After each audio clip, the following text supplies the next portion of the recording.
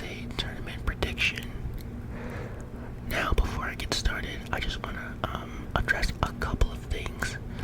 So, of course, I'm still working on the sound quality. I'm still tinkering with it, figuring out what works and what doesn't. I recently ordered a mic cover on Amazon, which will be in next week. So, I drop a video every Tuesday, Thursday, and Friday. So, I'll probably be using the sleeve cover on my Friday video. So, hopefully, that improves the sound. Right now, I'm kind of doing some soundproofing right now, so hopefully the sound quality improves. Also, I'll do like a quick live update because I haven't really filmed the video in a couple of days. But I mean, I'm on schedule for the schedule I set, but usually I film my videos way in advance. Like I'm filming this on Thursday and it's coming out today. So, really, for me, I've just been a little stressed out, and that's just due to, having, the wrong people in your life. Those people that, you shouldn't have them in your life, but yet, somehow they always find a way to be there. That's how it is for me, and what is really sucks about that situation is it's people that are family, so that's always a weird dynamic. So yeah, that's just been on my mind a little bit, and the reason why I feel up to make a video today, and I'm really excited to make a video today, is really because I watched the movie Interstellar right before this, and I don't know what it is, but for me, a film really centers my mind and clears my head and really puts me back to have like a grip on my emotions. And you know what, Interstellar, it's directed by Christopher Nolan, my favorite director, and starring Matthew McConaughey. And I remember, like, a second ago, I just, like, replayed that scene when, they're going through the wormhole, and they realize that they've only been gone a couple of hours, but 23 years have passed, back on Earth. So, he's going through all the video messages that his kids left him over the years. And I don't know, just scenes like that and the music in the background, it really just makes you realize that, like, it could be worse, right? So, I mean, I don't know, I didn't laugh at that because of the situation, but I'm just laughing like, it's just me realizing that, yeah, I mean, I can complain now, but, I mean, it could get worse, so you need to appreciate what you have around you and make the most of what you do have. So that's what I try to do every day, and with film, it just centers me back to that. So, enough with the sad stuff. Oh, not really sad, but enough with, like, the wishy-cushy stuff, I guess. I don't know. And, back to the World Cup review and analysis. Now, as I mentioned before in my first video, I grew up playing soccer my entire life. So, before I found film, I was just on the pitch playing soccer week in, week out. I was on multiple teams, and I had a great time. Of course, I'm about to use the whole old head story where it's like injuries kept me down, and that's part of it. But also, I just fell out of love with it a little bit. That's the point where I still watch games and I still, play the FIFA video games, all that stuff. But just in terms of me wanting to go out there day in, day out and play, it's a big commitment, and, I felt I wanted to really go the college route more and focus on my studies. Because, like I said, my major is pre-law, and I'm very, very big on politics. And of course, politics, we're in a state of shambles right now in the United States, but, that's where real change happens, and hopefully one day I can be a part of that. So that's like the dream, the mission. And I mean, while I'm talking about it, I mean, if I really could, I wish I could be an actor as well as a politician, but I don't know how that would work out. Shout out to Arnold Schwarzenegger, because he's someone I look up to, because he was able to conquer two professions, even though they come from two completely different worlds. So I always admired that about him. that was a little tangent, but yeah, I played soccer growing up. I had a blast, and my analysis will be mainly focused on the U.S. women's team. Me, being from the U.S., I really do find I really love watching our women's team more than our men's team because number one, they're good, and to me, they're more technically sound on the ball. They play a possession-based game. I mean, just from the Thailand game, off the top of my head, I remember we had like 71% of possession the entire game. So, that's how you win games. I feel like Spain, that type of style originated from Spain. You see that all the time with Barcelona. Real Madrid kind of do it. They play more with a counter-attacking and, fast-paced play, but still, possession is still the root of their success. So it's a beautiful form of soccer, which I love to watch, and I'm happy the U.S. has mastered that. Now, we've only played one game so far in the tournament, the United States has, and we beat Thailand 13-0, which is insane. I mean, we really sent a message with that one. Alex Morgan scored five goals all by herself, and she has 106 goals for country now, which is insane because she's only played 150 games. I mean, low-key, that's like averaging a goal a game, kind of, like pretty much. So we're on a good pace. Now, it was met with controversy because, typically in soccer, or any sport really, when you know that you're pretty much better than the team you're playing, there's a certain level of respect and gamesmanship that comes along with that. Now, with the U.S. team, we celebrated every goal down to the 12th and 13th final goal. And that was going into like the 82nd minute. And I can't lie, I didn't like that because, again, there's gamesmanship involved in this. You shouldn't run up the score. But if you do decide to run up the score, at least just after you score, walk back and get ready for the whistle to blow. I mean, it's completely disrespectful, in my opinion, to celebrate when you know you're far superior than the team you're playing. That's just not right to me. Quick sip of water.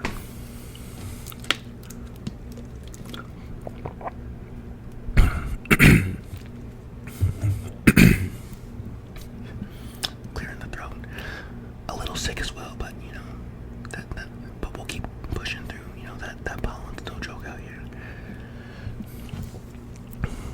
So that was our first game, and like I said, we played well, but I just didn't like how the game shaped up and how we approached the ending.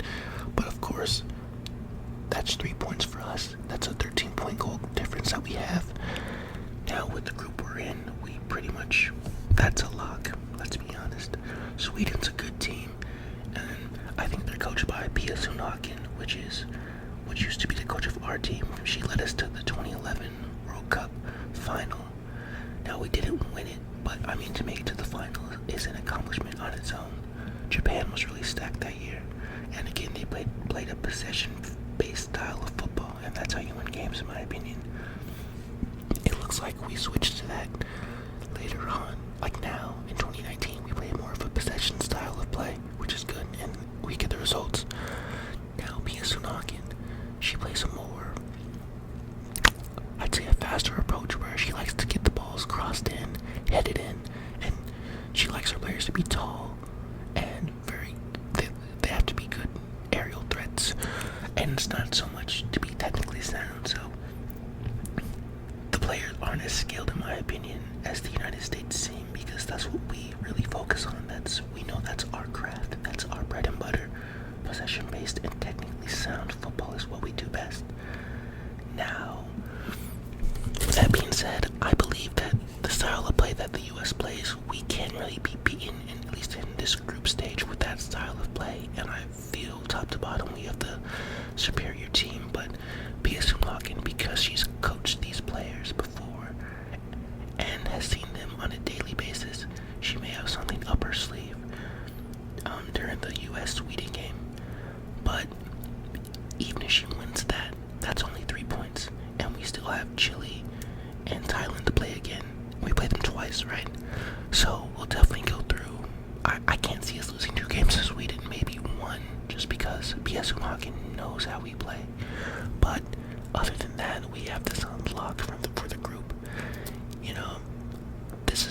most competitive not US, but World Cup, Women's World Cup we've had in a while, because there are serious threats out there for the US women's team. Of course, we're the favorite because we won the last World Cup pretty handily. Against Japan, I might add. But France is emerging. All of their players are young and are very skillful. And I know for the women's league, for the women's professional soccer club teams, the best teams are usually found in, I feel like in the US, ironically. I know the Orlando Pride has a lot of great players, and players like Marta from Brazil, who's considered the best female soccer player in the world, still at like age 36. And Sam Kerr for Australia, who is up and coming. She plays in the US as well. And so the US league is where it's at, and with France, I know a lot of their players play in the US for a club, so that shows that they have great players. And again, they're young, and you cannot disregard youth. I mean, Alex Morgan, I've been watching her for a while, and she's way older than me, but not in a disrespectful way, but I just mean, like, just in this context, for a professional athlete, she's almost 30, she's turning 30 this year. That's getting up there, and that's probably one of our best players, and still known as one of our younger pieces, because we do have some vets on the team. And with France, I checked the roster the other day. Everyone on the team is like 25 and under, so that's extremely dangerous. Youth mixed with experience can win at any game, or can be in any game. So that's a real threat for us going forward. So I'd say the biggest threats for the United States in this tournament are France, Brazil because they have Marta, the best player in the world, and the dark horse, according to Alex Morgan and Kelly O'Hara, I watched this on ESPN FC, is England. Now, personally, I don't know too much about the England national team, for the women at least, but I do know they have picked up 3 points in their group, and they're top of the group in Group D. So that's encouraging for them. So I give them a shot, but like I said, I'd really be England for France and Brazil. Brazil almost beat us in the 2011 World Cup, and the reason I harp on 2011, it seems long ago, but you gotta remember, the World Cup is only held every 4 years. So even if I say 2011, that was only 2 World Cups ago, and the squad, it's different, but at its core, the main players who played in 2011 are still there. And Brazil pretty much have their same team, with Cristiane and Marta being their 2 focal points and focal players. Now, I do know that Australia and Brazil are playing right now at the time I'm recording this video, and they're up 2-0, and no surprise here, Marta and Cristiane have scored. Marta scored on a penalty in the 27th minute, and Cristiane scored in the 68th, so that's looking encouraging for them. Now, I do know in the knockout rounds, which, Lord willing, we make it there, the US, the side of the bracket that we're positioned on, it's going to be a tough schedule. Again, I watch ESPN FC pretty religiously. The YouTube clips, I watch them every day just to keep up.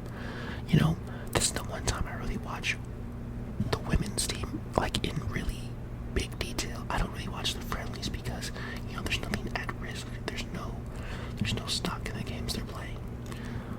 But nevertheless, I do look at scores just to keep up, but not to the point where I watch each game very intensely.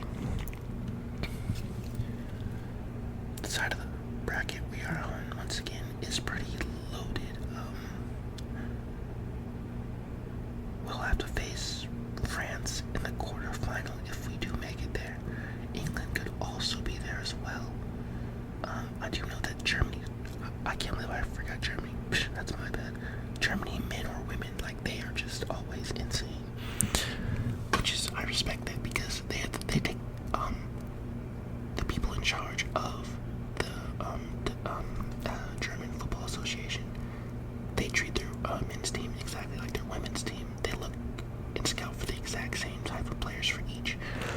is actually pretty rare because you can see the discrepancy between the men and women's U.S. National team. It's just approached in two completely different ways, and I believe in soccer, don't discriminate. Treat men or women the same. Women can do exactly what men can do, so go out and find those type of players, whether they be aerial threats, technically sound players, tall, short, fast, slow, play, find the best players and don't look for a specific thing. I feel like there's too much politics behind it, picking each player with some associations out there. So Germany, to me, when it comes to their men and women's team, they really have it down, and that's why with them coming out on the other side of the bracket, most likely, people have already said that the final will most likely be the U.S. women's team and Germany. Now, of course, me being a homer, I'm gonna go for the U.S. women's team, but I mean, Germany's no slouch. That is 100%. They gave us a little bit of trouble last World Cup, and they were a force to be reckoned with in 2015. Sorry, I had to make sure because the women's World Cup is a year after the men's, and I watch both, so I mean, I gotta remember which one, right? But yeah, that's looking like it's gonna be the final. So I'll have to go for the U.S. And again, mainly because we just have bigger threats, and everyone on our team is coming along, especially after watching the first game. Before I made this review, I wanted to at least watch one game of the U.S. just to see our approach. And 13-0, I mean, that speaks for itself. And what made it special was everyone, at least from the play side, I didn't like the antics, but from the play side, everyone got involved. Valerie Pugh, who's like a 21, close to my age, up and coming, she scored a goal. And once, like I said, young and experienced can always win and can always be in a game. So, giving the young players early touches and them getting goals, that's going to raise their confidence because they're playing on the biggest stage for the best team. At least, I know that's an opinion as well, but also, like, ranked. FIFA does a ranking every year, and the U.S. women's team, they're the favorite going in, and they're number one in the world, according to the ranking, so no bias here, even if it is a little bit. Yes, so with us getting our young players involved, and our older players, really leading the way, and still being productive as well, I don't think we can be beaten in this World Cup. So my prediction, I have the U.S. winning this World Cup. This will be our second in a row, and there's really no slowing down. We have great young players coming in, so I believe we have this one in the bag.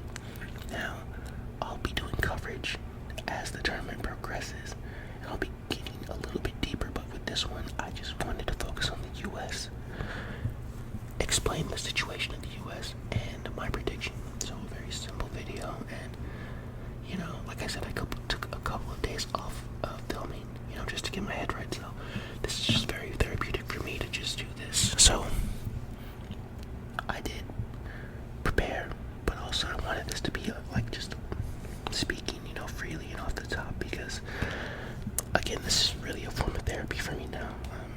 I am here to entertain and to hopefully help you relax, put you to sleep. ASMR is cool because it gives listeners a chance to view content in a different way. We could easily go to, watch ESPN or something like that, but where's the fun in that, right? Me, when I'm going to bed, I'd rather hear something that I like. I'd rather hear a topic that I'm interested in. So I mean, ASMR triggers, I love that as well, but I think it's cool to also give people soccer updates or whatever your thing is, or film updates or script reads. To me, for me, that's what I'm passionate about. I find joy in making those types of videos.